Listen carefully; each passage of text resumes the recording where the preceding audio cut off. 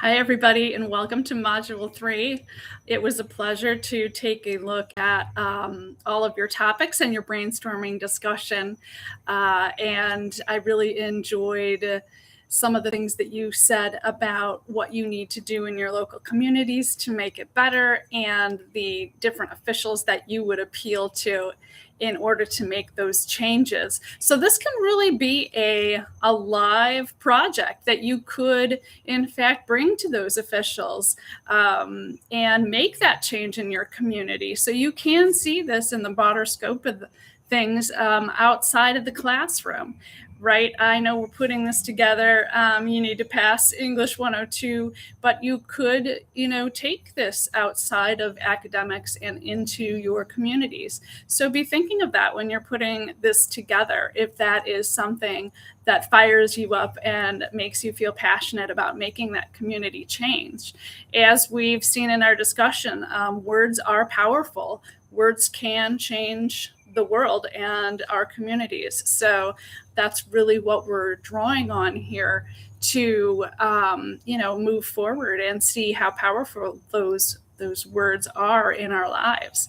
So I wanted to just draw your attention to, before we get into Module 3, an announcement that I made called Does Your Topic Suck?, which you can look through and just make sure that you're hitting all of the bullet points for the type of project you need.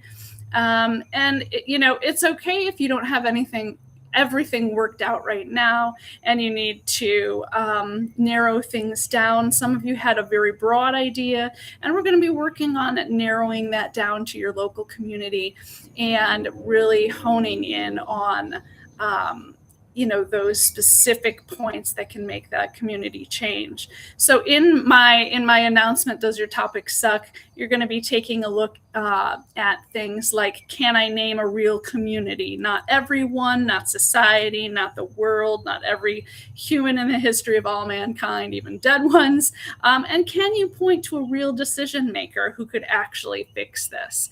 So those are a couple of things that you can ask yourself as you move forward before you begin your research. So if we take a look at the module link and scroll down to Module 3, that's going to give you a nice overview of what we're going to be working on in Module 3. And I'll just give you a quick overview. And you can, of course, click on that link as a reminder. The overview and purpose link always gives you a general idea of what our targeted goals and purpose for the module are. So in this module, we're going to begin conducting our research on the topic that you selected. We're going to prepare ourselves for selecting good research by completing a source, credibility, and bias quiz so that you can make sure that you are locating the best possible research. And if you run into any problems finding research for your topic, you can contact the librarians. They're very good at walking you through the databases, and you can just give them your topic and they will help you to find the most relevant sources. So I just wanted to throw that out there as an option in case you're struggling to find good research. And so that's really going to be the focus then, is the research for this module. You'll see that you're going to be developing a research strategy.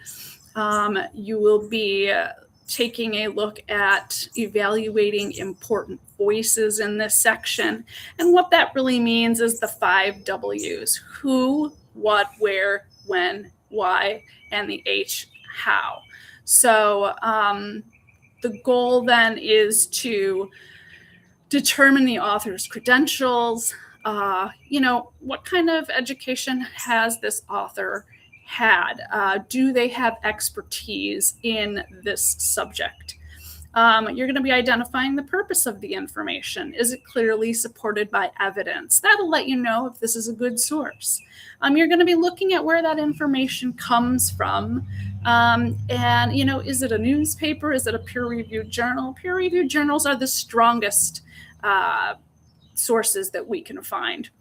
And then you're going to be considering how current the information is. We want it to be as current as possible. We don't want something to have been published in 1966. That's just not really going to apply for most of us here. We need something more current within the last 5 years as a general good rule of thumb. And then you're going to be asking yourself, why is this source better or more trustworthy than some of the other available options? And you'll also be determining how the information relates directly to your thesis and how you intend to use it in order to support or refute your ideas. So those are the 5 W's and the H and when you're taking a look at sources. And then there is some optional reading on developing a research strategy if you have not done a lot of research writing before. So I just wanted to give you that brief overview of what we're going to be doing and focusing on for Module 3. And I wish you good luck. And I can't wait to take a look at your research.